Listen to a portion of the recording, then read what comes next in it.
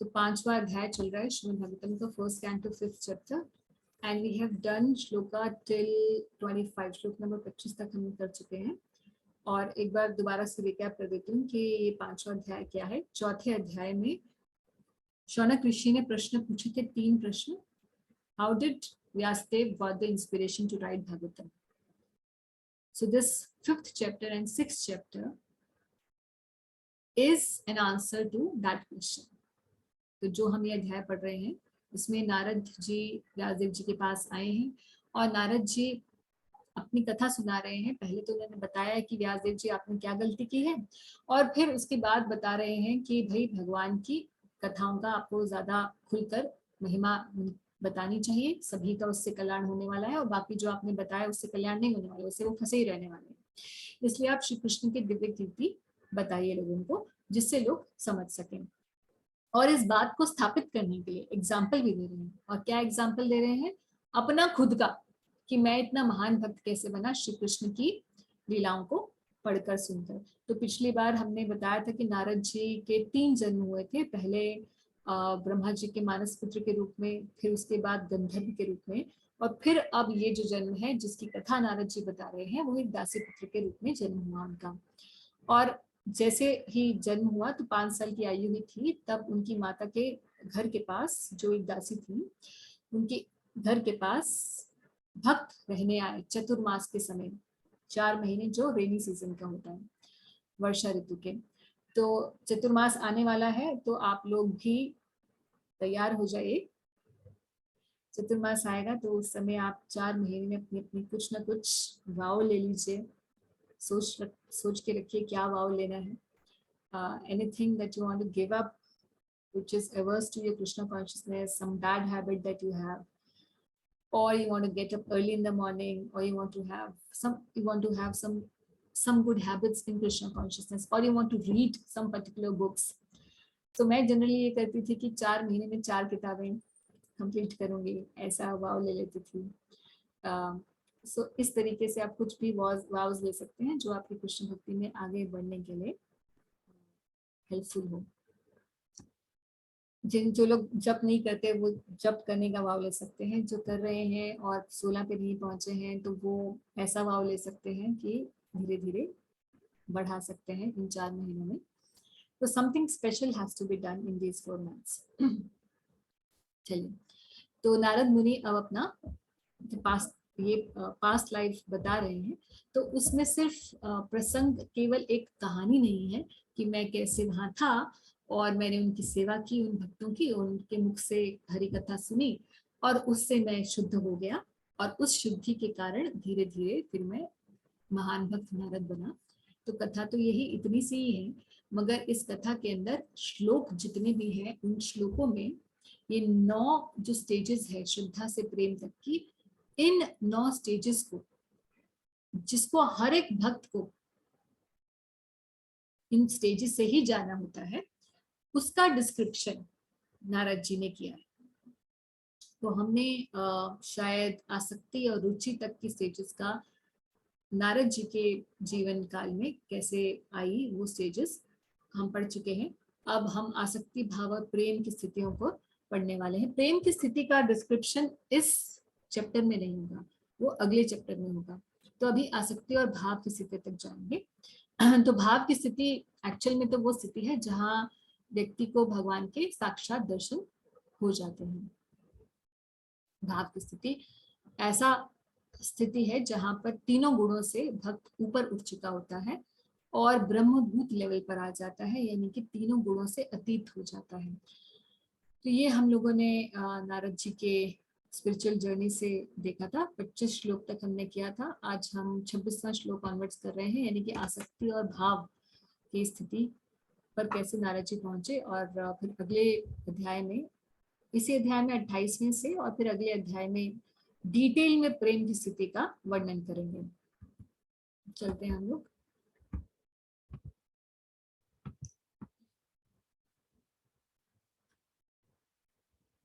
छब्बीसवां श्लोक पढ़ रहे हैं। O Vyasdev, in that association and by the mercy of those great Vedantists, I could hear them describe the attractive activities of Lord Krishna.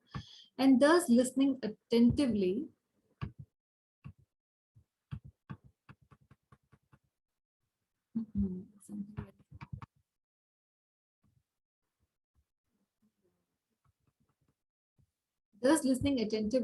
my taste for hearing of the personality of Godhead increased at every step.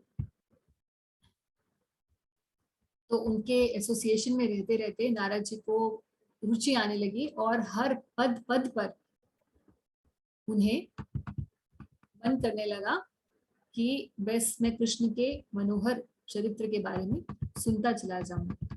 और उसके बाद क्या हुआ कि once only by their permission I took the remnants of their food and by so doing all my sins were at once eradicated. तो भगवत गीता में हमने कौन से अध्याय में बात की थी?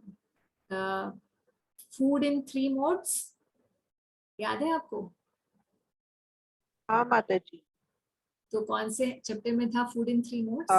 मतलब चैप्टर 14। नो, 14 में गुणों का व्याख्यान शुरू हुआ था। चैप्टर 18 होगा पक्का, chapter 18। Chapter 17 food in 3 modes था ना? मुझे इसका एक्सप्लेनेशन मालूम है एक्चुअली। हाँ बताइए। तो सत्वगुणों में जो मतलब food of milk, made of milky products, जैसे कि like curd, milk, then and sweets made of like out of milk. And in the Rajoguna it is too food which is too spicy, too bitter, too salty, too sour it calls. And food in the mode of Tamoguna is like matlab leftover food for for more days, 2 to 3 days, which is rotten food, which is poison for us. 3 घंटे से पुराना पका हुआ खाना, decomposed food and remnants of food, यानी कि जूठा खाना, ये क्या है? तमोगुण कहते हैं। Very good. तो यहाँ पर श्लोक क्या कह रहा है? Once only by their permission I took the remnants of their food and by so doing all my sins were at once eradicated. तो नारद जी क्या कह रहे हैं कि मैंने जैसे ही उनका जूठा खाया, मैं पाप मुक्त हो गया। वैसे तो जूठा जो होता है किसी का भी, वो क्या होता है? उच्चिष्ट जो होता है वो तमोगुण का आहार है, इसीलिए हम एक दूसरे का उच्चिष्ट नहीं खाते। मगर जो कोई बहुत महान वैष्णव होते हैं, उनका उच्चिष्ट हम अगर खाएं तो ये भक्ति को वर्धन करने वाला है। अभी सुनने में ये थोड़ा सा शायद नए व्यक्ति को बड़ा अजीब लगेगा। चैतन्य चरितामृत में कृष्णदास कविराज गोस्वामी कहते हैं कि 3 चीजों से भक्ति में बहुत महान बल मिलता है आगे बढ़ने का। वैष्णव पद धूलि, वैष्णव पद जल और वैष्णव उच्चिष्ट, यही 3 महाबल। यानी कि वैष्णवों की चरण धूलि या वैष्णवों का को the water which has bathed the feet of Vaishnav and the remnants of food eaten by the Vaishnav, इससे भक्ति में महाबल मिलता है। क्यों मिलता है? क्या किसी के जैसे इंडिया में तो ये संस्कार है ना, हम छोटे भी होते हैं तो लोग बोलते हैं कि कोई भी साधु संत आता है तो हम बच्चों को सिखाते हैं कि आप उनके चरण छूइए। तो ये कल्चर है, इंडियन कल्चर, बहुत अच्छा कल्चर है। क्यों? क्योंकि अगर वास्तव में कोई साधु जेन्युइन साधु है तो उनके चरण स्पर्श करने से हमें बहुत आध्यात्मिक लाभ मिलेगा। अब ये लाभ क्यों मिलता है? ये बात सिर्फ ये नहीं है कि कोई जूठा खाने से या उनके चरण धूली लेने से। बात ये है कि हम अपना जब सबमिशन शो करते हैं किसी वैष्णव को, तो भगवान उससे खुश होते हैं कि मेरे भक्तों के सामने ये झुक रहा है। तो जैसे कोई व्यक्ति है और हमारा बच्चा है मान लीजिए, तो हमारे बच्चों को कुछ रिवॉर्ड मिलता है, कुछ स्टेज पे परफॉर्म करते हैं या फर्स्ट आते हैं या कुछ भी अच्छा करते हैं, तो हमें उससे ज्यादा खुशी होती है कि अगर हम खुद कर रहे हैं उससे भी ज्यादा हमें खुशी होती है। तो उसी तरीके से क्योंकि वैष्णव कृष्ण को बहुत प्रिय है, तो जो व्यक्ति वैष्णवों को आदर सम्मान देता है वो व्यक्ति कृष्ण को बहुत प्रिय हो जाता है। तो कृष्ण को कोई सम्मान दे रहा है, उससे ज्यादा कृष्ण खुश होते हैं उससे जो कृष्ण के भक्तों को सम्मान देता है। तो इस प्रकार से ये भक्ति में वर्धन करने वाला है। इस मामले में एक बड़ी अच्छी कथा मैं आपको बताती हूँ जो चैतन्य चरितामृत के अंदर है। एक श्री चैतन्य महाप्रभु के भक्त थे, इनका नाम था काला कृष्णदास। तो काला कृष्णदास जो थे ये बड़े हम्बल भक्त थे और इनका एक ही काम था। वो क्या करते थे कि बहुत अच्छा अच्छा कुछ भी खाने की चीजें जो है जाकर वैष्णवों के घरों में जाते थे और उनको गिफ्ट करते थे और फिर थोड़ा थोड़ा उनका जूठन मिल जाता था तो वो खाते थे। अब काला Krishnadas actually he was from a very high class family, ब्राह्मण family. So at that time 550 years back the situations were such कि वो Brahmins and other castes they never mingled up. तो एक बहुत महान भक्त थे जिनका नाम था झाड़ू ठाकुर, मगर वो एक सामाजिक दृष्टि से एक लोअर ग्रेड कास्ट में थे। तो काला कृष्णदास ने बोला कि मुझे आपका उच्चिष्ट दीजिए, आप मैं चाहता हूँ आपका उच्चिष्ट मुझे मिले। तो झाड़ू ठाकुर ने, अरे आप कैसी बात कर रहे हैं, मेरा तो धर्म भ्रष्ट हो जाएगा, आप एक अच्छे सज्जन कुल से हैं और मैं तो ऐसा नहीं हूँ, आप मुझे क्षमा कीजिए। तो सबको पता था कि ये काला कृष्णदास जो है ऐसे काम करते हैं।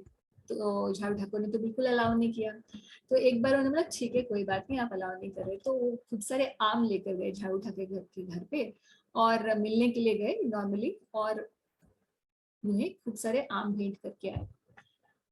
और उसके बाद जो है जब उनके घर से आम भोग लगाए गए और खा लिए गए और उनके छिलके इत्यादि बाहर थ्रो कर दिए गए, तो काला कृष्णदास जी ने उन छिलकों से को खाया बैठकर। Now this is an extreme example of somebody being so eager for Vaishnav Kripa that he is going to an extreme end. Now with this incident, Mahaprabhu became so happy that when Kala Krishnadas came to Jagannath Puri, जहाँ महाप्रभु रहते थे, तो आप अगर जगन्नाथपुरी के मंदिर गए हो तो आपने देखा होगा कि जगन्नाथपुरी के मंदिर में जाने से पहले जो सिंह द्वार है, यानी कि जो मेन 4 द्वार हैं, तो सिंह द्वार मेन रोड पर है, ग्रैंड रोड पर। तो वहां जाते जाते आपको जैसे बंगला साहब या किसी भी गुरुद्वारे में जाते तो पहले पाद प्रक्षालन के लिए कुछ पानी होता है ना, थोड़ा सा, फिर आप उस पर स्टेप करके जाते हैं, पानी से अपने आप आपके पैर धुल जाते हैं मंदिर या गुरुद्वारा जाने के लिए। ऐसा वहां पर जगन्नाथ जी के मंदिर के आगे ऐसा है। तो जब महाप्रभु वहां से जाते थे तो नेचुरली महाप्रभु का सब क्या हो जाता था, चरण जल क्या हो गया, चरणामृत बन जाता था, क्योंकि सबको पता था कि महाप्रभु तो स्वयं श्री कृष्ण ही है। मगर nobody was allowed to take that. Why? Because Mahaprabhu came in the guise of a devotee and he wanted everyone to respect him in that way as a devotee of Krishna. नहीं तो महाप्रभु का mood जो था ना, as he wanted to relish the mood of being a devotee of Krishna, so that would be disturbed, so nobody was allowed to take that water. मगर काला कृष्णदास जो है पीछे पीछे आए और महाप्रभु के देखते देखते भर भर के पीने लग गए। और वहां महाप्रभु के सभी भक्तों ने उनको डांटना शुरू कर दिया कि तुम्हें पता नहीं है ये आचरण है, सभी गौड़े वैष्णव को पता है ये बात। बट महाप्रभु स्माइल करने लगे and he just let him drink to his satisfaction. And there the author of Chaitanya Charitamrita, Krishnadas Kaviraj Goswami, is writing that this is why he got this opportunity, because of his serving the devotees in such humble way and showing his submission and honor to the devotees of Krishna. So this is one pastime which is there in Chaitanya Charitamrita. तो यहीं पर नारद जी भी इसी बात को कह रहे हैं कि जब मुझे भक्तों का उच्चिष्ट मिला तो मैंने खाया, और उस उच्चिष्ट को ग्रहण करने से मेरे सारे जो सिंस थे, मेरे जो पाप थे, वो धुल गए at once. Thus being engaged, I became purified in heart, and at that time the very nature of the transcendentalists became attractive to me. Prabhupada यहाँ कह रहे हैं कि such remnants may be taken even without permission of the pure devotees. तो अगर कोई भक्त, क्योंकि कोई उन्नत भक्त है, जाके आप उनसे मांगेंगे तो देंगे नहीं, क्योंकि बहुत हम्बल होते हैं। तो कई बार भक्त को थोड़ा सा इंटेलिजेंट होकर बाद में विदाउट परमिशन भी ले सकते हैं, इस प्रकार से। तो जो भी है, पॉइंट ये है कि by submission to the spiritual master and to the devotees one progresses in spiritual life, and that kind of progress one cannot achieve on his own endeavor. आगे कह रहे हैं Narad ji, O Vyasdev, in that association and by the mercy of those great Vedantists, I could hear them describe the attractive activities of the Lord, of Lord Krishna. यानी कि उन्होंने कृष्ण कथा उन भक्तों से सुनी, and thus listening attentively, my taste for hearing of the personality of Godhead increased at every step. तो उनकी रुचि बढ़ती चली गई कृष्ण के बारे में, कृष्ण कथा सुनने के बारे में उनकी रुचि बढ़ती चली गई। तो कृष्ण कथा सुनने से ही रुचि बढ़ती है। तो पहले अगर हम अपने आप को एनालाइज करें तो हम प्रभुपाद यहाँ कह रहे हैं कि men are naturally, men women are naturally apt at hearing histories and narrations of various personalities, you know, performing mundane activities. तो बचपन में मुझे याद है हम लोग नॉवल पढ़ते थे खूब सारे। मैंने प्राइड एंड प्रेजुडिस पढ़ा I think about 25 times because I really liked that novel, the fashion in which it was written. Jane Austen मुझे बड़ा अच्छा लगता था। तो फिर मैंने कभी सोचा नहीं था कि मैं कभी कृष्ण कथा पढ़ने लग जाऊंगी और उसके बारे में बोलने में लग जाऊंगी। तो कैसे हुआ ये? भक्तों के संग में आके। तो भक्तों के संग में आके जैसे कृष्ण कथा सुनने लगे तो धीरे धीरे उस संग के प्रभाव से कृष्ण कथा में रुचि बढ़ने लग जाती है, और फिर इतना ज्यादा हो जाता है कि कृष्ण कथा के अलावा कोई और कथा अच्छी नहीं लगती। जैसे ही आपको कोई भी इधर उधर की बातें करने लगेगा ऑफिस में, घर में, तो बोलेंगे कैसे, क्या क्या बातें कर रहे हैं, व्हाट ये दिस ऑल नॉनसेंस, और कोई बात अच्छी नहीं लगेगी। सिर्फ आपके लिए जो जरूरी है उन बातों को आप करेंगे, and naturally you will be averse to all the stupid talks. उससे होगा क्या कि जितना भी bad association है वो फिनिश हो जाएगा। क्योंकि ऑफिस में क्या होता है, गॉसिप होती है, घरों में भी क्या होता है, गॉसिप ही होती है। इसने वो किया, तुम्हारा रिश्तेदार आया, उसने ये किया। You see people, old people sitting in a park, what are they talking? If they are women, what are they talking? They're talking about their bahus. If they are men, they're talking politics. Old men, they're talking politics, or they're talking कि मैं जब 1965 में वहां गया था तो ये किया था, ऐसे कर रहे होते हैं। और ऑफिस में क्या हो रहा होता है, सिर्फ bitching. So this is how people are engaged, because they have to talk something or they have to read something. Or if they are not talking, what are they doing? In the metro you go, people are not talking these days. What are they doing? Everybody is on their phone and looking at or hearing people talking and making videos. That's what we are doing everywhere in the world. मगर अगर कोई कृष्ण कथा में रुचि लेने लग जाता है तो धीरे धीरे धीरे धीरे उसी काम को करने से, वही सुन रहा है, वही बोल रहा है, बोलना और सुनने की प्रक्रिया तो सेम ही है, मगर उसी प्रक्रिया को उसने कृष्ण पर आधारित कर दिया है, कृष्ण पर डायरेक्ट कर दिया है, उसी काम से ही उपयोग हो जाने वाला है। तो प्रभुपाद कह रहे हैं कि men are naturally apt at hearing histories and narrations of various personalities without knowing that by such association simply one is wasting time and becoming addicted to the three qualities of mundane nature.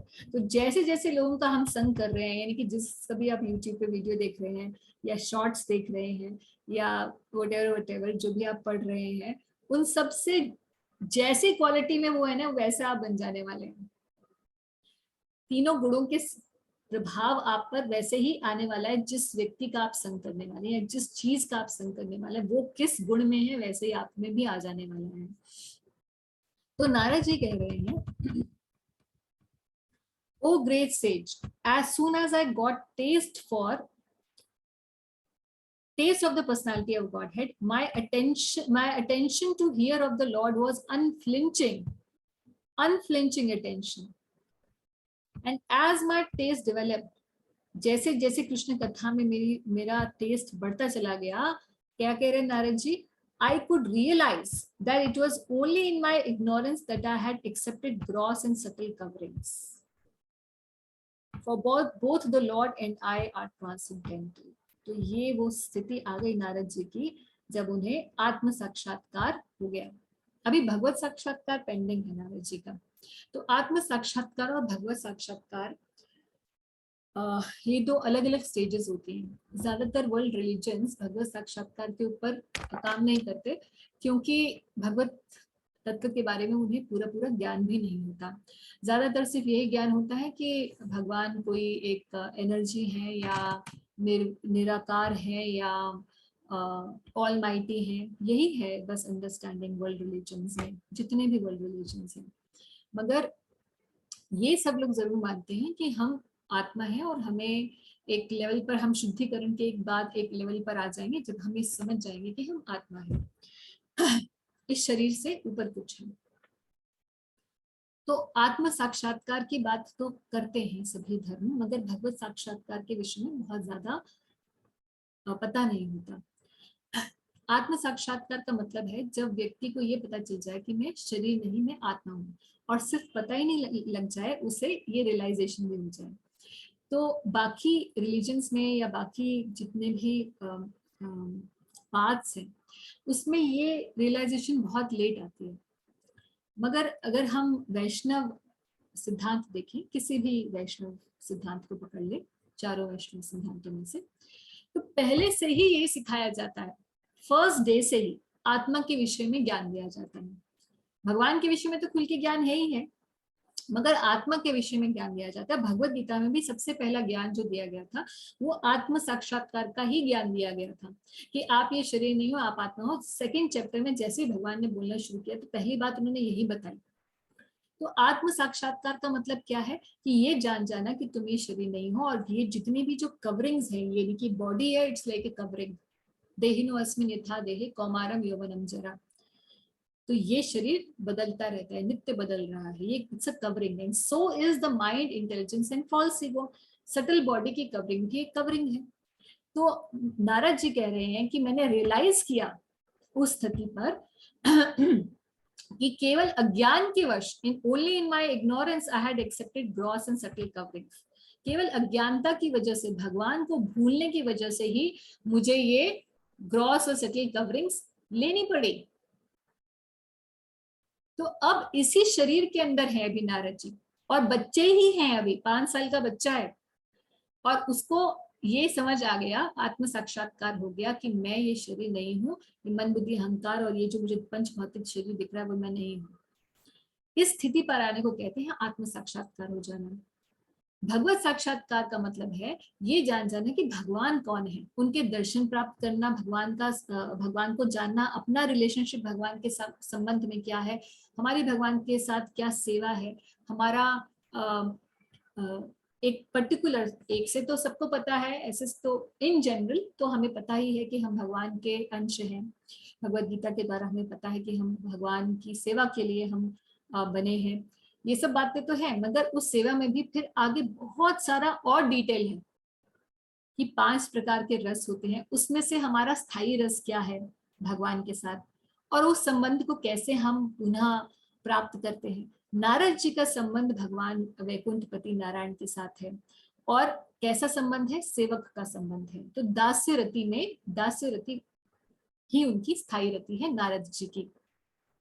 तो नारद जी को भगवत साक्षात्कार अभी pending है, अगले chapter में होगा. अभी इस चैप्टर में यहाँ पर उन्हें आत्म साक्षात्कार हो गया है. प्रभुपाद यहाँ कह रहे हैं कि अब हमें ये कंसेप्चुअली तो पता है कि हम भी शरीर नहीं है, हम आत्मा है, ये हमें पता है. इसीलिए आज से ही हमें क्या करना, हमें वेट नहीं करना कि हमें आत्म साक्षात्कार पहले हो जाए उसके बाद भगवत साक्षात्कार करेंगे. रादर हमारा जो पथ है, हमारा पथ आत्म साक्षात्कार का पथ नहीं है, हमारा भगवत साक्षात्कार का पथ है. इस पथ में आत्म साक्षात्कार अपने आप ही हो जाता है.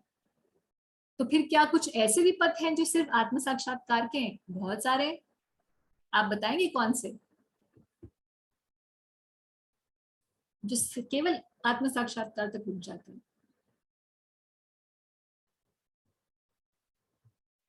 तो जी निराकार का कॉन्सेप्ट। निराकार का कॉन्सेप्ट, यस। ज्ञानियों का जो पथ है, आत्म साक्षात्कार हो जाता है, तीनों गुणों से ऊपर आ जाते हैं, मगर कहाँ पहुंचते हैं? सिर्फ ब्रह्म ज्योति तक, भगवान के बारे में नॉलेज नहीं है ना?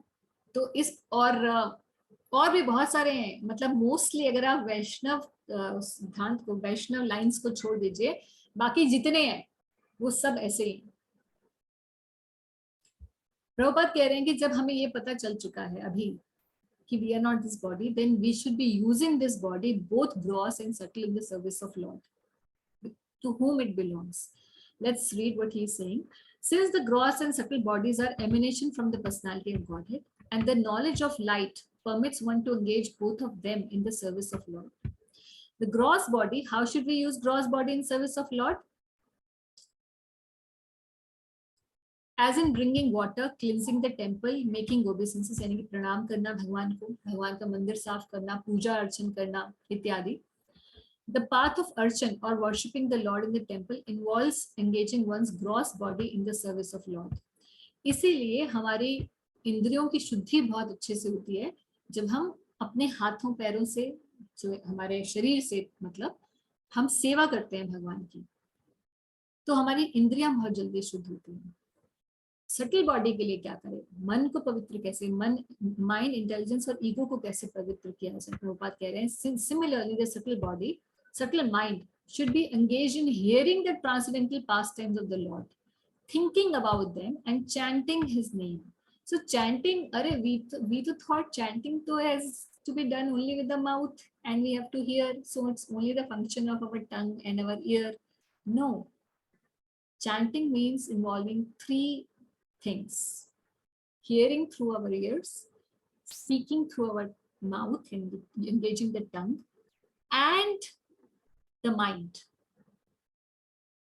Without engaging our mind, if we are chanting, our chanting is very mechanical.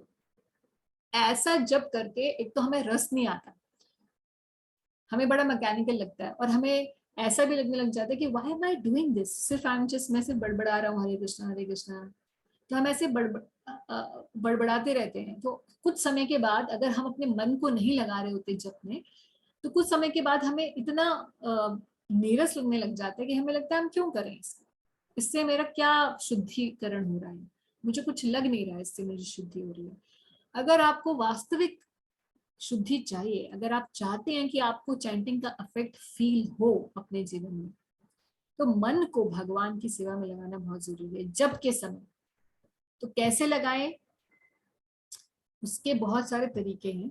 मन को कैसे लगा सकते हैं जब के समय? पहला तो तरीका है कि मन को सुनने में लगाइए हरे कृष्ण महामंत्र. दूसरी बात है, हर मंत्र के देवता होते हैं और उन देवता का ध्यान करते हुए ही मंत्र जप किया जाता है. तो हरे कृष्ण महामंत्र एक युगल मंत्र है. इनके देवता कौन है? राधा रानी और कृष्ण स्वयं, दोनों युगल मंत्र है. तो राधा रानी और कृष्ण यही मंत्र के देवता हैं, राधा श्याम. इनके रूप का ध्यान करते हुए हमें मंत्र जप करना चाहिए. तीसरी बात, प्रेयरफुल मूड होना चाहिए. मंत्र के नाम पर ध्यान हो, मंत्र के अर्थ पर ध्यान होना चाहिए. मंत्र का अर्थ क्या है हरे कृष्ण महामंत्र का? कि हे राधा रानी, हे कृष्ण, मुझे अपनी सेवा में लगाइए. तो one should repeatedly pray to Krishna and to Radha Rani that please, I've been engaged in this world in the service of everyone, and if I'm not serving anyone, then I'm serving my own senses, the dictates of my own mind. I'm running here and there in this world, listening to the dictates of my mind. Now please engage me in your service. So mantra arth chintanam और मंत्र ध्यानम. तो ध्यान करते हुए भगवान का और मंत्र के अर्थ पर चिंतन करते हुए नाम जप करना चाहिए, प्रेयरफुल मूड के साथ करना चाहिए. और क्या क्या कर सकते हैं? भगवान के चरणों के चिन्हों पर ध्यान कर सकते हैं. वो let me discuss that. If you are interested, I will discuss that next time. कि हम जप करते समय भगवान के चरण चिन्हों पर कैसे ध्यान कर सकते हैं। Next time I will try to bring that in Vaishnav etiquette जो सेक्शन है उसमें हम लोग डिस्कस कर लेंगे। तो उससे भी आपको बहुत लाभ मिलेगा। मुझे पर्सनली तो मुझे बहुत लाभ मिला and I do that personally. तो बहुत अच्छा आपका जो जप की क्वालिटी है बहुत अच्छी हो जाएगी और आपको एक अलग टाइप का आनंद महसूस होगा जप करते हुए। तो यहाँ प्रभुपाद कह रहे हैं कि हमें सटल माइंड को भी एंगेज करना है भगवान के नाम जप में, भगवान के बारे में सोचने में। भगवान के बारे में हम सोचेंगे कैसे? भगवान के बारे में हम सोचेंगे तभी जब हम भगवान के बारे में पढ़ेंगे, क्योंकि हमें पता तो है नहीं, सोचते ही हम उसके बारे में जिसके बारे में सुनते हैं। तो भगवान के बारे में सुनना पड़ेगा या फिर किताबों से, उनकी ग्रंथ से, भगवद गीता भागवतम पढ़ेंगे तो उसके बारे में सोचेंगे। भगवान के बारे में सोचना या भगवान की दी हुई शिक्षाओं के बारे में सोचना एक ही बात है कि मैं कैसे लगा सकता हूँ उसको अपने जीवन में। या पढ़ना, आपको याद होगा कि हमने जब भगवद गीता पढ़ी थी और अंत में भगवान कहते हैं कि जो भी इस कॉन्वर्सेशन को सुनता है तो वो अपनी बुद्धि से मेरी पूजा करता है। याद है आपको? एक श्लोक था 18वें अध्याय में। तो इस प्रकार से अपनी सटल बॉडी को भी हम भगवान की सेवा में लगा सकते हैं। अब कह रहे हैं, सॉरी टू इंटरप्ट यू, आपने कुछ मूड के बारे में बोला था, अभी मैं वो मिस कर गया। मूड के बारे में? हाँ जी, जब करते हुए। हाँ, जब करते हुए हमारा क्या मूड होना चाहिए कि हम भगवान के सेवक हैं। तो दो चीजें मैंने बताई। एक तो मंत्र के अर्थ पर ध्यान होना चाहिए। मंत्र का अर्थ क्या है हरे कृष्ण महामंत्र का? कि हे कृष्ण, हे राधा रानी, कृपा मुझे अपनी सेवा में लगाइए। तो मंत्र के अर्थ पर ध्यान होना चाहिए, यानी कि मंत्र अर्थ चिंतनम।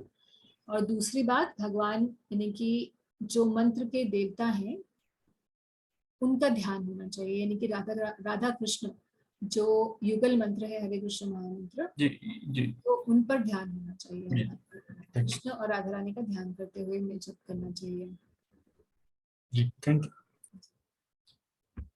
तो आगे नारद जी कह रहे हैं कि thus during 2 seasons, the rainy season and autumn, I had the opportunity to hear these great soul sages constantly chant the unadulterated glories of Lord Hari. As my devotional service began, the coverings of the mode of passion and ignorance vanished. तो तमोगुण और रजोगुण केवल क्या कर रहे हैं वहां पे नारद जी? उन भक्तों की सेवा कर रहे हैं और उनके मुख से हरि कथा सुन रहे हैं। और ऐसा करने से ही, एक तो नारद जी ने पहले बताया था कि वो कितने सिंसियर डिसाइपल थे, हमने पिछली बार डिस्कस किया। और ये जो जिन भक्तों को उन्हें संग मिला वो बड़े उन्नत भक्त थे। तो अगर ऐसा कॉम्बिनेशन हो जाए कि कोई बहुत उन्नत भक्त का संग हमें मिल जाए और हम भी बड़े विनीत भाव से सुनते रहें, तो केवल इस श्रवण के माध्यम से व्यक्ति तीनों गुणों से ऊपर उठ सकता है। तो नारद जी अपने ही इस एग्जाम्पल से कह रहे हैं कि ऐसा सुनते, ऐसा करते करते क्या हुआ कि मेरी जो कवरिंग्स थी, किसकी? रजोगुण और तमोगुण की, खत्म हो गई। तो जब रजोगुण और तमोगुण की कवरिंग्स कब खत्म होती है? इस स्टेजेस पर। एक्चुअली निष्ठा वो स्टेज है जब श्रद्धा, साधु संग, भजन क्रिया, अनर्थ निवृत्ति। अभी आप सभी कहाँ पर हैं? भजन क्रिया पर, मतलब अनर्थ निवृत्ति पर। भजन क्रिया कर रहे हैं, उस भजन क्रिया से अनर्थ निवृत्ति हो रही है। हम सभी यहीं पर हैं, अनर्थ निवृत्ति पर। जब ये अनर्थ निवृत्ति एक लार्जली हो जाती है, रफली 75%, तब निष्ठा का स्तर आता है। इस निष्ठा के स्तर पर प्राय व्यक्ति के सारे अनर्थ खत्म हो चुके होते हैं, यानी कि प्राय काम, क्रोध, लोभ और मत्सर्य चला जाता है। क्यों? क्योंकि वो रजोगुण और तमोगुण की वजह से आता है। इसका मतलब निष्ठा के स्तर पर तमोगुण और रजोगुण का प्रभाव खत्म हो चुका होता है, लार्जली खत्म हो जाता है। ये मध्यम अधिकारी का स्तर है। तब हमें काम, क्रोध तंग नहीं करता। तो नारद जी यही स्थितियां बता रहे हैं। हालांकि नारद जी तो आगे की स्थिति बता रहे हैं, बट लॉजिकल सीक्वेंस में मैं एक्सप्लेन कर रही थी। तो the mode of passion and ignorance vanished in case of Narad ji. तो हम सबके साथ ये सब कुछ होने वाला है, इसीलिए इसको पढ़ना हमारे लिए जरूरी है कि कैसे कैसे हमारा प्रोग्रेशन होगा अगर हम इस भक्ति के पथ को फॉलो करते चले जाएंगे। आगे नारद जी कह रहे हैं कि I was very much attached to those sages, I was gentle in behaviour and all my sins were eradicated in their service. In my heart, I had strong faith in them. I had subjugated the senses and I was strictly following them with body and mind. तो पिछली बार जैसे हमने discuss किया था कि ऐसा ही नहीं है कि कोई उन्नत भक्त का हमें संग मिल जाए तो हमारी बस गति हो जाएगी, हमारी भी क्वालिफिकेशन होनी चाहिए, यानी कि हम भी विनीत भाव से उनकी सेवा करनी चाहिए, हमें उनसे सुनना चाहिए, उनकी सेवा करनी चाहिए। तो ये सब नारद जी ने किया। तो शिष्य के क्या गुण होने चाहिए, एक अच्छे शिष्य के होना भी जरूरी है, जितना ये इंपॉर्टेंट है कि एक अच्छा गुरु हो, एक क्वालिफाइड स्पिरिचुअल मास्टर हो, उससे भी ज्यादा इंपॉर्टेंट ये है कि हम एक क्वालिफाइड डिसाइपल हो, यानी कि हम एक सत शिष्य बने, ये उससे भी ज्यादा जरूरी है, जो कि नारद जी के केस में था। आप लोगों को मैंने पिछली बार वो बुक दी थी, बुक भेजी थी, spiritual master and disciple, and I am sure कि थोड़ा तो आप लोगों ने खोल के देखा होगा उसको। किसने खोला?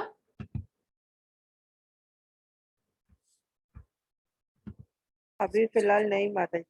ओके, तो आप लोग देखिएगा वो book, spiritual master and disciple book, और तो आपको पता डिटेल में पता चलेगा क्वालिटीज ऑफ डिसाइपल्स क्या क्या है और उन क्वालिटीज को हम कैसे अपने अंदर लेकर आ सके।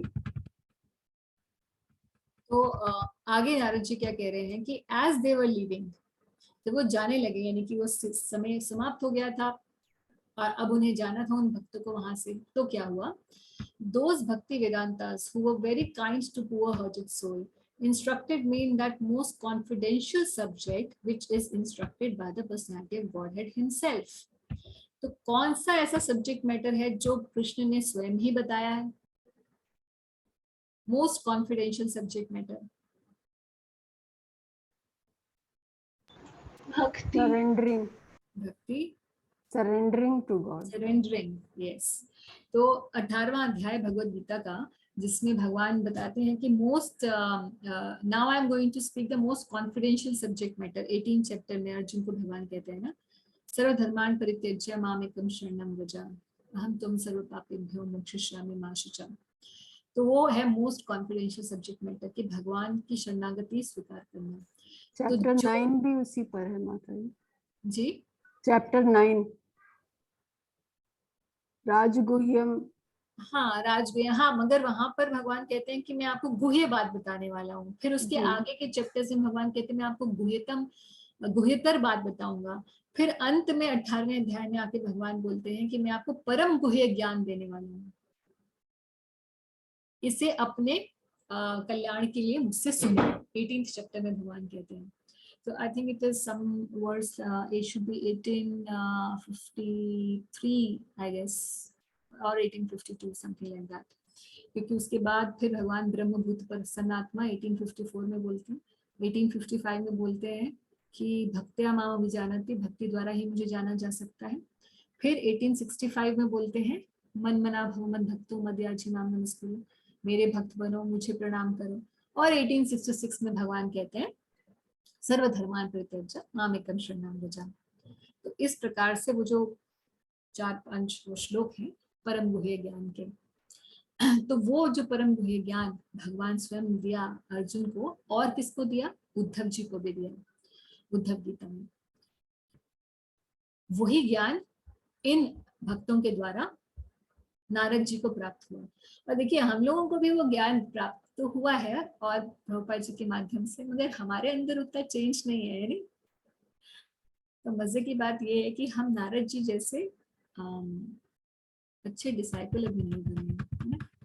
इसलिए मैं बार बार कह रही हूँ कि ये जानना जरूरी है कि हमारे भी कुछ गुण होने चाहिए। अब नारद जी क्या कह रहे हैं? By that confidential knowledge I could understand clearly. Oh, it's 8:30 already. 5 minute और ले लें, ये श्लोक कर ले। हाँ माता जी। प्लीज माता जी। I could understand clearly the influence of the energy of Lord Krishna. तो उस ज्ञान से क्या समझे फिर नारद जी? नारद जी समझ पाए कि कैसे पूरी दुनिया के अंदर भगवान श्री कृष्ण की एनर्जीज ही चल रही हैं। ये सारा जगत चाहे आध्यात्मिक हो चाहे भौतिक हो, ये भगवान की शक्ति द्वारा कैसे चलायमान हो रखा है। Shri Krishna, the creator, maintainer and annihilator of everything, and knowing that I could return to him and personally meet him. और इस बात को जानने से कि कैसे भगवान श्री कृष्ण जो कि क्रिएटर है, मेंटेनर है, एनिहिलेटर है, इस बात को जानने से और भगवान की एनर्जीज के बारे में जानने से, भगवान की शक्तियों के बारे में जानने से मैं क्या कैपेबिलिटी आई मेरे अंदर, that I could return to him and personally meet him. So what are these three energies of Krishna? मतलब कौन सी एनर्जीज हैं? अंतरंग, बहिरंग, तटस्थ। हाँ, ये कौन बोला है? वैभवी माताजी। वैभवी। हाँ, सो वैभवी हमारी चैंपियन भगवद गीता कोर्स की। तो बिल्कुल 3 एनर्जीज, प्रिंसिपल एनर्जीज हैं भगवान श्री कृष्ण की, 3 एनर्जीज। इसको हम लोग दोबारा से इस पेज देख लेते हैं। तो अंतरंगा शक्ति, बहिरंगा शक्ति और तटस्थ शक्ति। तो 3, वैसे तो भगवान की अनंत शक्तियां हैं, मगर 3 प्राइमरी शक्तियां आचार्यों ने गिनाई हैं। एक है बहिरंगा शक्ति, जिसको भौतिक शक्ति भी कहते हैं, अपरा शक्ति भी कहते हैं, मटेरियल नेचर भी कहते हैं, माया शक्ति भी कहते हैं। फर्स्ट श्लोक कौन सा है भगवद गीता में इसका?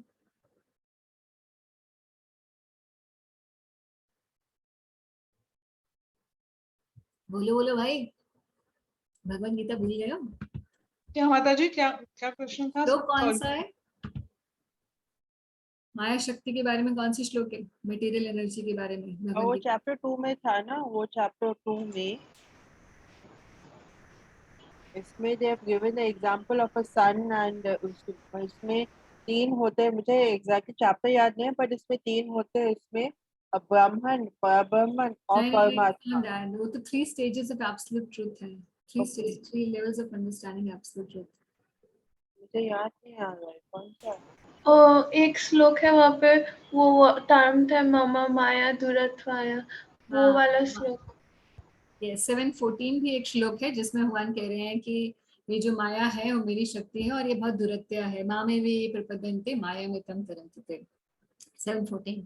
उससे पहले भगवान क्या बताते हैं? 7.4 में भगवान बताते हैं एक्चुअली कि माया शक्ति क्या है, जिसमें भगवान कहते हैं कि ये जो पृथ्वी, जल, अग्नि, वायु, आकाश है और मन, बुद्धि, अहंकार है, ये मेरी ही 8 प्रकार की शक्तियां हैं ना।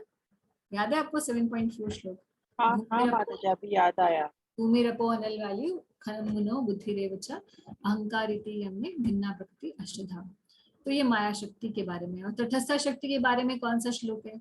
जीवभूत। तटस्थ शक्ति क्या होती है? मार्जिनल एनर्जी कहते हैं इसको, जीवात्मा कहते हैं, तटस्थ शक्ति कहते हैं। ये शक्ति वो होती है जो हम भगवान के ही हम अंश हैं, मगर हम या तो हम माया शक्ति के अधीन रहते हैं या भगवान की स्पिरिचुअल आध्यात्मिक शक्ति के नीचे रहते हैं। तो तटस्थ मतलब तट पर स्थित है, या तो इधर जाए या उधर जाए, हमारी चॉइस है, इसलिए उसको तटस्थता कहते हैं। इसके बारे में कौन सा श्लोक है? बहुत सारे श्लोक है भगवद गीता में, मगर मेन श्लोक क्या है? 7.5। तो 7.4 और 7.5 याद रखना है, ठीक है ना। 7.5 है जिसमें भगवान कहते हैं इसके अलावा भी मेरी एक और शक्ति है, याद है आपको? अपरेयम इति स्तन्य, अपरेयम इति स्तन्य, आई एम फॉरगेटिंग आगे क्या है श्लोक के अंदर। तो तटस्था शक्ति है। और भी भगवान कहाँ बताते हैं कि ममे वांशो जीव लोके जीवभूत सनातना मना शिष्टानी इंद्रियानी प्रकृतिस्थानी। 15 चैप्टर में भगवान कहते हैं कि सारे जो जीवात्मा है मेरी ही सनातन अंश हैं। और तीसरी शक्ति है भगवान की जो आध्यात्मिक जगत के अंदर व्याप्त है, जो है भगवान की आध्यात्मिक शक्ति या पराशक्ति या स्पिरिचुअल एनर्जी जिसको कहते हैं, ये चित्त शक्ति कहते हैं। इस चित्त शक्ति के भी आगे फर्दर 3 डिविजन हैं जो भगवद गीता में एक्सप्लेन नहीं है, बाकी वैष्णव लिटरेचर्स में एक्सप्लेन है, जिसके 3 मेन डिविजन है। आध्यात्मिक शक्ति के 3 फर्दर मेन डिविजन है, जो है संवित, सांधनी और आह्लादनी। संवित मतलब जिसके द्वारा Krishna becomes all cognizant, he knows everything. जहाँ कहाँ जो भी हो रहा है सब भगवान को पता है, सब कुछ जानने वाले हैं, बिना बोले भी जानने वाले हैं सब कुछ। कैसे? संवित शक्ति के द्वारा। दूसरी है सांधिनी। सांधिनी वो शक्ति है भगवान की जो हर चीज का आधार है, जो स्पिरिचुअल वर्ल्ड का आधार है। सारा जो आध्यात्मिक जगत है सांधिनी शक्ति द्वारा ही सृजित है। और भगवान की जितने भी वैकुंठ धाम है ये भी सांधिनी शक्ति द्वारा ही सृजित है। और आह्लादनी शक्ति जो है भगवान की वो शक्ति है जिसके द्वारा भगवान परम आनंद में हमेशा रहते हैं, परम आनंद देने वाले, जिसका मूर्तिमान स्वरूप है श्रीमती राधा रानी। आह्लाद, आह्लाद का मतलब है to feel happy, the ecstasy, to feel ecstasy. तो ये है आह्लादनी शक्ति। ये चित्त शक्ति या पराशक्ति या आध्यात्मिक शक्ति, इन तीन आगे फर्दर डिविजन्स के द्वारा जानी जाती है, संवित, सांधिनी और आह्लादनी। तो ये भगवान की प्रिंसिपल एनर्जीज हैं, although he has many many energies separate from this. तो नारद जी कह रहे हैं कि इनको जानने के बाद मुझे ये समझ में आ पाया, मैं I became so convinced that I could personally meet the Lord, because why he could do it? Because he could see that in this world or in the spiritual world also, there's nothing but it is nothing but the effect of Krishna's energy. So there's nothing beyond Krishna, so to speak, whether in the material world or in the spiritual world. So भगवान अपनी शक्तियों के द्वारा सब जगह व्याप्त है। यहाँ इन तीन शक्तियों के बारे में प्रभुपाद जी ने इस श्लोक में चर्चा की है, जिसको हमने स्लाइड पे देख लिया। तो आज हमने 31 श्लोक तक किया है। नेक्स्ट क्लास में हम लोग इस चैप्टर को फिनिश कर देंगे और फिर हो सकता है अगर पॉसिबल होगा तो 6th चैप्टर भी हम लोग स्टार्ट कर लेंगे। अगर कोई क्वेश्चंस है यहाँ तक तो वी कैन। महाराज जी, अगर आप एक्सप्लेन करेंगे जो आपने जो स्लाइड में दिखाया था ना, वो 7 चैप्टर में से 7.4 उसमें अलग अलग शब्द है, तो एक्सप्लेन कर देंगे? पहला वाला नहीं, ये फर्स्ट स्लाइड को एक्सप्लेन करेंगे, मुझे नहीं समझ में आया। 7.4 एंड 7.5 वाला? नहीं, हाँ, the primary energies of Krishna, तो एक्सप्लेन करेंगे इन वन लाइन।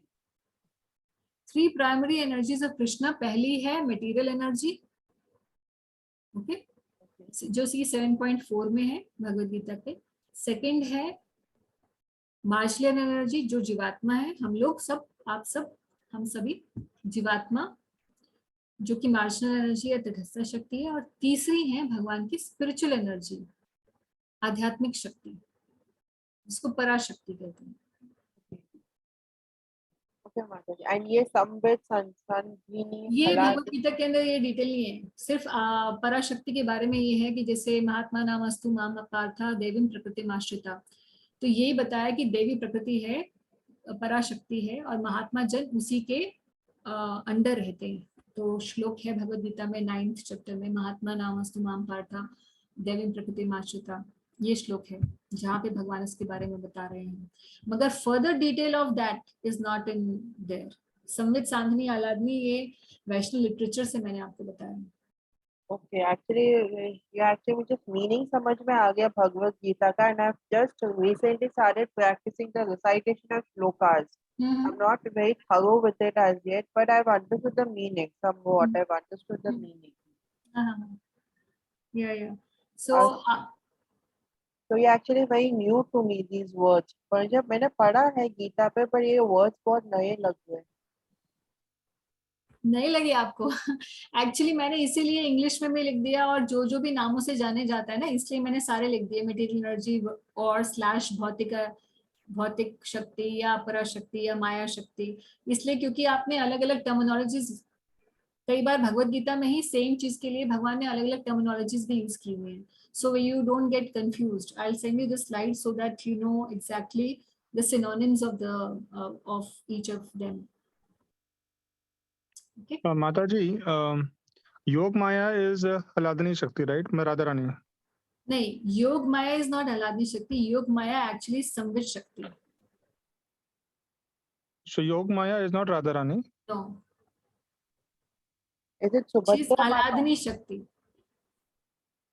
योग माया जो है भगवान की, योग माया तो संवित शक्ति है जिनके द्वारा भगवान he becomes all cognizant. The personification of संवित शक्ति is योग माया, Okay. which यही योग माया यहाँ इस भौतिक जगत में महामाया यानी कि दुर्गा देवी के रूप में है। Right. और वहां स्पिरिचुअल वर्ल्ड में तो दुर्गा देवी का काम क्या है कि सबको भुला दो, सबको लगे रहने दो अपने काम में और भगवान को भूल जाए सब, Hmm. है ना। यहाँ ये काम है। और स्पिरिचुअल वर्ल्ड में क्या काम है कि पहली बात तो कृष्ण की सेवा करने का कि so that he becomes cognizant of whatever is happening in entire creation everywhere. That's one work. And second work is specifically in Golok Vrindavan, specifically there, everybody forgets that Krishna is God through Yog Maya. Why so? Because Krishna, otherwise they will not be able to have sweet relationship with Krishna. तो भगवान चलता रहेगा ना। वैकुंठ में क्या है, सबको याद रहता है कि भगवान नारायण है, मैं इनका सेवक हूँ, दास सो अस्मि, दास के रूप में कार्य करते हैं भगवान की सेवा। मगर गोलोक वृंदावन में कृष्ण के साथ क्या है, ये तो सखा बनना है। तो सखा बनने का मतलब ये है, जैसे कृष्ण के सखा भागवतम में पढ़ेंगे आगे 10वें स्कंद में, कि जब यशोदा मैया बुलाती हैं कि आज कन्हैया आप बहुत खेल लिए तुमने, कुछ खा लो, तो सखा क्या कहते हैं, अरे तू उधर गया ना तो तुझे दोबारा नहीं खिलाएंगे। अब ये भगवान के साथ कोई ऐसा कैसे बोलेगा, जगह ये याद रहेगा कि ये भगवान है। Right. तो योग माया का वहां कार्य ये है कि वो भक्तों को बैकग्राउंड में रहता है कि Krishna who is Krishna, but forefront में they, because of the sweetness of relationship in which they want to serve Krishna, in that sweetness they forget this. Okay. So that is the job of like Yog Maya. That is the basically. job of Yog Maya. So, but who is Yog Maya? Yog Like Maya Mahamaya is, says like Durga Devi. So who is Yog so Maya? Yog Maya has anyways, so there are 13 expansions of Yog Maya, out of which one expansion is Durga Devi, which comes here in the material world. Yog Maya Devi is she's a Devi, Yog Maya. उनका अगर आप ब्रज में जाएंगे तो योग माया देवी के मंदिर भी हैं। Okay. ब्रज में सेवा कुंज में एक योग माया जी का प्राचीन मंदिर है, और एक आदि बद्री धाम जो ब्रज में है वहां पे भी योग माया जी का एक मंदिर है। So she is one of the Devis, and then she has further expansions. One of the expansions is this Mata Durga, and another expansion is Subhadra, so Krishna's sister Subhadra. So Sandhini Shakti is सांधनी Subhadra. की No. शक्ति नहीं, सांधनी शक्ति के जो expand का जो मूर्तिमान स्वरूप है वो है बलराम जी। अच्छा. Okay. एंड आह्लादनी का जो मूर्तिमान स्वरूप है, क्योंकि आह्लाद जैसे हम भक्ति करते हैं तो हमें कुछ अच्छा लगता है ना, मजा आता है ना, pleasure. Why? This is the work of Ahladini shakti on us. If by our service Radharani is pleased, then only we get pleasure in bhakti. Okay. So this pleasure giving potency, not the material pleasure but the spiritual pleasure, Spiritual pleasure. is Ahladani Shakti. That उनका जो मूर्तिमान स्वरूप है, that is Radharani. And साधनी में कौन आता है? साधनी Sandhini Balram ji. And Balram ji is the expansion of Balram ji, is the personification of Sandhini.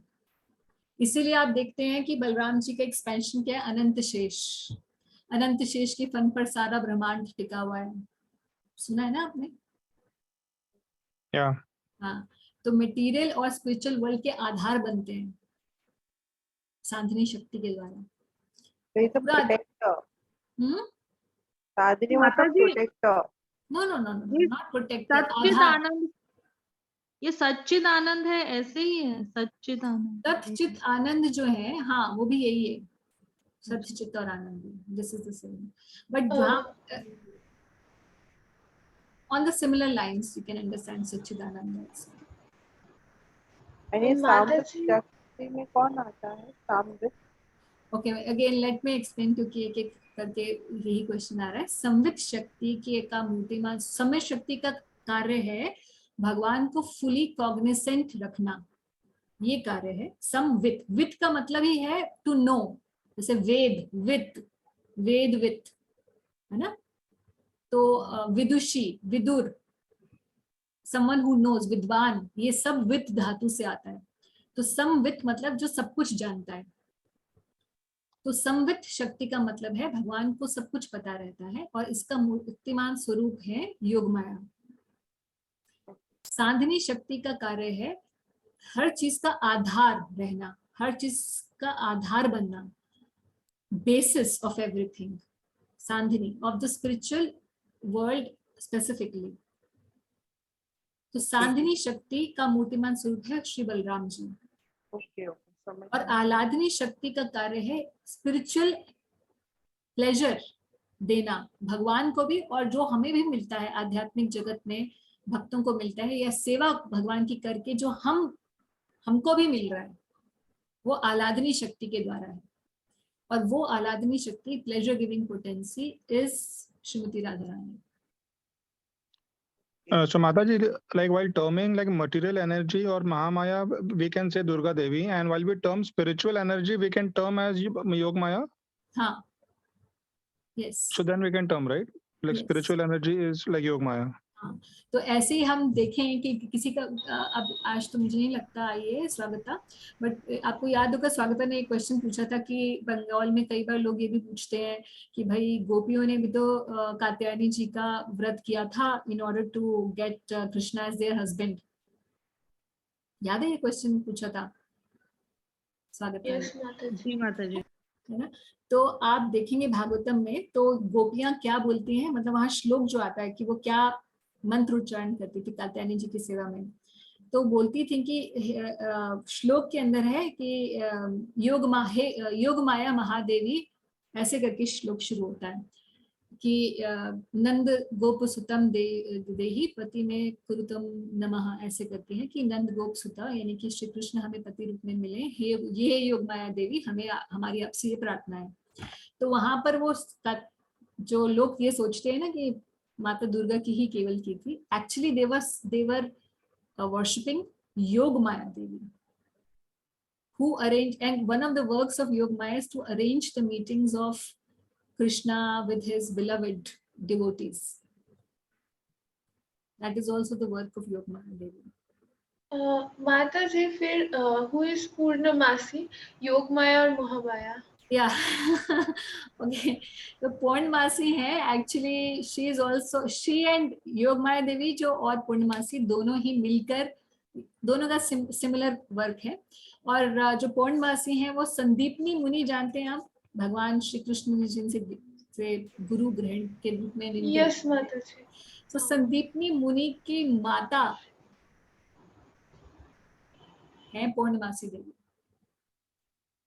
and she is a great Brahmini who is whose work is similar to Yog Maya's work. मतलब वो एक अलग She personality is another, yeah, she is a different personality. And माता जी then who is Simantini Devi इन Who is? Maya? Simantini Devi मतलब वो Rajapur temple में है वहाँ पे जिन्होंने That is, हाँ, सीमंतनी, सीमंत द्वीप के अंदर जो है, हाँ, तो सीमंत द्वीप में जो है माता दुर्गा का है, क्योंकि मतलब उन्होंने, वो Mahamaya. see the point is, हमारी दृष्टि से महामाया और योग माया रहते हैं, मगर श्री कृष्ण की दृष्टि से एक ही एनर्जी है जो यहाँ पर ऐसे फंक्शन करती है और यहाँ पर ऐसे फंक्शन करती है।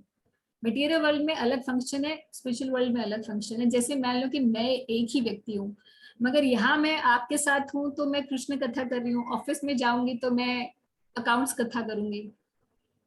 Yes, but I am the same person. तो similarly, yeah, you understand now, Yog Maya is the same energy of Krishna, but she has different functions in different spheres. और जैसे कि हम लोग नवरात्रि में जब मनाते हैं ना 9 देवियों का, तो वो भी योग माया के अंदर आते हैं क्या? एक्चुअली है तो देखिए योग माया का ही, मगर यहाँ पर हम लोग उस तरीके, एक तो पहले तो जनता को पता ही नहीं है कि महामाया योग माया क्या है। दूसरी बात, वो तो सिर्फ माता दुर्गा को किस लिए पूज रहे होते हैं कि मुझे ये मिल जाए, ये मिल जाए, ये मिल जाए, ये मिल जाए, या फिर किसी की बहुत अच्छी श्रद्धा भी होती है, बिना श्रद्धा के भी, मतलब निस्वार्थ भी पूज रहा होता है, तो उसको नॉलेज थोड़ी ना पूरी होती है कि वो मैं योग माया जी की पूजा कर रहा हूँ।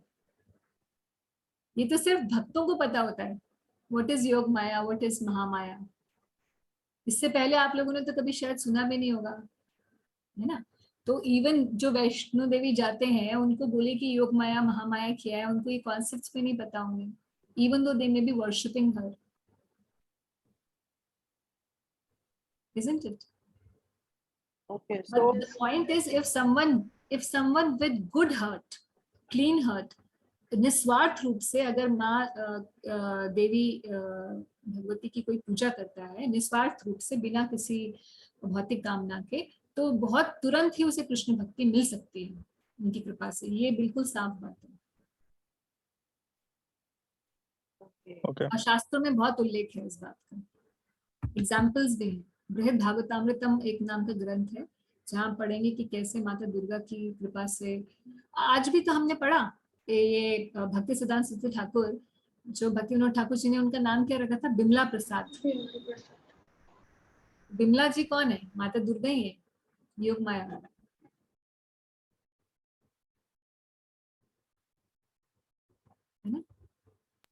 माता जी उनको लायन गुरु कहते थे ना, forgot to line ask. Yes, उनको मतलब वो उनके कॉन्सेप्ट्स क्लियर थे और वो सबको हरा देते थे इसलिए, या हाँ, because a lot of people used to come and so because he was preaching so boldly and with so much of Siddhanta that people of that time they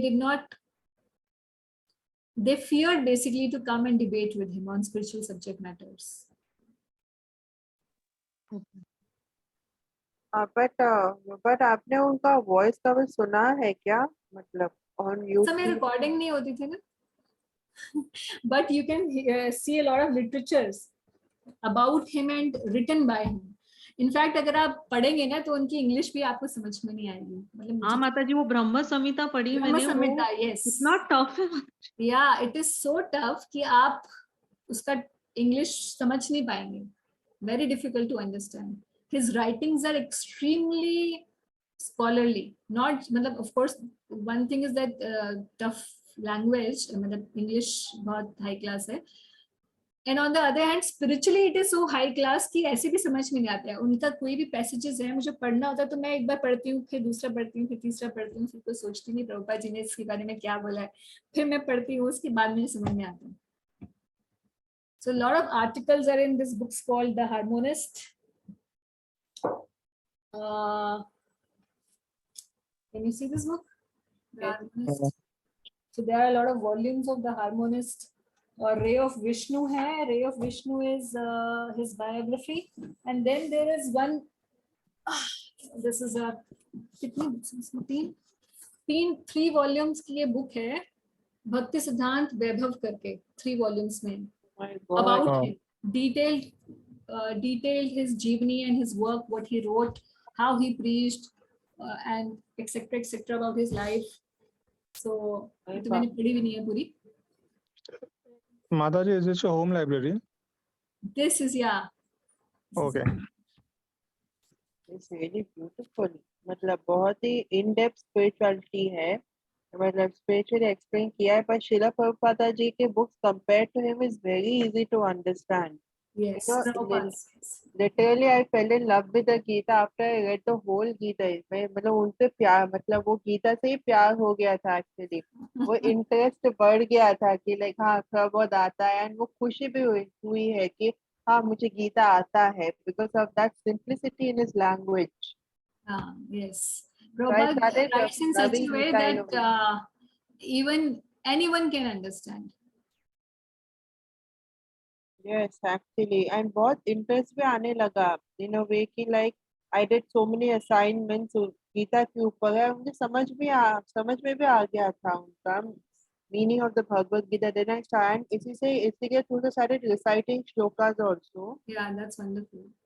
तो इतना इंटरेस्टिंग, इतना आसान बनाया है कि आम जनता भी बढ़ सकती है. हम लोग गीता को लेकर इतना डर जाते, oh my God Bhagavad Gita इतना टफ होगा, बट एक्चुअली मैं भी एक आम स्टूडेंट हूँ, मतलब पढ़ने को जाएंगे तो it's very easy to read, there is no difficulty, no jargon actually in his writing. Yes. Yes, this is Prabhupada's style that anyone can read, और as न्यू बिगिनर को भी उसमें वैसे आनंद आएगा, और जब हम बहुत कुछ जान जाते हैं भक्ति में रहते रहते, उसके बाद जब हम पढ़ते हैं तो उसी में हमें और भी चीजें दिखाई देती हैं. So if Prabhupada is writing something, he may be writing in a particular fashion. A new person will understand something at his level, and an older devotee will understand in a different manner the same thing. So it actually brings a lot of happiness from inside, the Yes. spiritual happiness. Because Yes. normally हम लोग जो normal novels में पढ़ते हैं वो खुशी नहीं मिलती है, वो जो उनके बुक्स में मिलती है, पढ़ने से मिलते हैं. He has explained it so easily कि मुझे मतलब पढ़ना नहीं पड़ेगा. It's that easy. You just need bhakti as an eligibility criteria to read his book. That's all. Yes. इतना easy है उनका book. So I was and You are in actually love with Prabhupada books.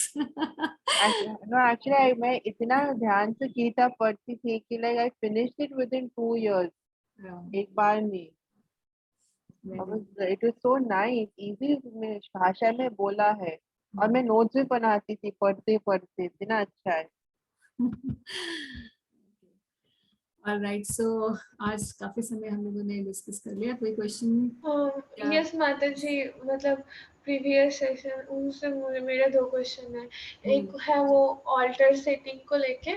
वो Damodar month में जब हम यशोदा और दामोदर जी की picture रखते हैं ऑल्टर में, तो वो कौन से स्टेप में रखें? मतलब राधा कृष्ण के वो जो स्टेप आगे पीछे कहीं भी रख सकते हैं. राधा कृष्ण की जो पिक्चर रहेगी उसके आगे पीछे कहीं भी रख सकते हैं. मतलब जो सबसे टॉप ऑल्टर है वहां रखेंगे. ओके माता जी. ओके माता जी.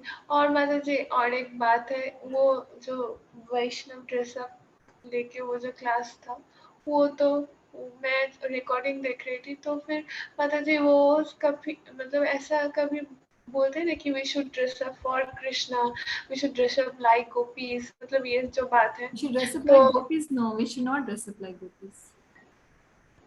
ओके माता जी. मतलब कुछ डिवोटीज हैं जो मतलब गोपीज जैसे वो जो बहुत सारे पियर्सिंग्स हैं वो करते हैं ना. ये सहजिया भाव होता है.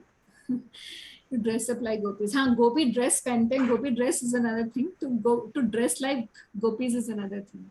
गोपी ड्रेस क्या होता है? बेसिकली हमारा इंडियन ट्रेडिशनल ड्रेस ही है. नीचे घाघरा टाइप रहता है, स्कर्ट रहता है, long skirt, and then something on the top. That's gopi dress. मैंने आप लोगों को इसमें शायद शो भी किया था ना. That is gopi dress. That is fine. But to think that I want to dress up like a gopi, that is an offense, because what are we and who are gopis? The most exalted devotees of Krishna. Our philosophy is that we are gopi bhratu padkamyo das dasanudas. We are the servant. Just Mahaprabhu is saying this. Who am I? That I am the servant of the servant of the servant of Krishna, who is the maintainer of the gopis. वो गोपीनाथ जो हैं उनके भक्तों के भक्तों का मैं भक्त हूँ. That's how we should think. So it's not. I know that a lot of when you go to, especially when you go to Mayapur or Vrindavan. So I should not say this, but some new foreigner devotees, when they join, there are cultural differences between us and them, right? So when they come, they will think, oh, Radharani ko. Like I remember few of my friends, they used to do like, they will just make a very princess kind of gown, just say, foreigners का क्या सोचते हैं, they wear gown ना, so gown के नीचे they wear 4-5 layers of skirts to make it look like a princess, right? Yes, Mother. Gopi skirt के नीचे वो लोग ऐसे ऐसे पहनते थे. मैंने कहा यार तुम लोगों को क्या गया. And then they will dress up, they will put makeup like that, and वैसे ही hairs बनाते थे, braids, जैसे राधा रानी का, राधा माधव का हो रखा होता था या गोपियों का. I used to say, what are you doing? So then our teacher addressed, the Indians, they don't do that. Indian women will not be doing that. But I think because of the cultural differences, when these foreigners they come, they think that this is the idol, but they forget that this is the idol for gopis, not for us. Okay. For devotees, we should dress simple. Okay. So simple, जैसे प्रभुपाद जी ने बोला साड़ी, या फिर अगर आप साड़ी नहीं बन सकती तो गोपी ड्रेस. तो मैंने आप लोगों को ये भी बताया था कि for practical reasons, when you have to go to college and you can't आजकल वो साड़ी तो रही नहीं गई कि कॉलेज में हम साड़ी पहन के चले जाएं, you know, that's not, I don't think it is possible these days, India का कल्चर ऐसा हो चुका है. Salwar kameez is a good option, it's very nice. Otherwise if you have to wear western formals at office और या school college में वगैरह, then it is okay as long as you know हमारी चेतना ठीक है, हम simple, you know, we're not trying to attract attention by our dressing. That is the point. Okay, Mataji. Okay, shall we stop? जी माताजी. Okay, thank you so much. Hare Krishna. Ram. Thank you माताजी. हरे Krishna Krishna माता Mataji. Hare Krishna. हरे कृष्ण हरे राम. नितिन प्रभु, आप बहुत time के बाद आए. I think you were not there for few classes, isn't it? Yeah, Mataji, actually, like, you know, for Akshat Tirtya and Gudi Padwa, so we had like a lot of work. So I was Oh, like running really, you know, busy for last 30 days. So I okay. missed 3 sessions. Like last session I attended, but then after some time I exited again. Okay. Yeah, I'll try to catch up the offline videos, Mataji, for the That's last 3 okay. sessions. I actually miss people who ask questions. Thank you so much, Mataji. Yeah, because otherwise this, you know, I'm talking to a, मुझे लगता है मैं डब्बे से बात कर रही हूँ, you know. So that is okay. Right. All right. Yeah. So I'll try to continue now. Yeah. Sure. Okay. Hare Krishna. Okay. Thank you, Mataji.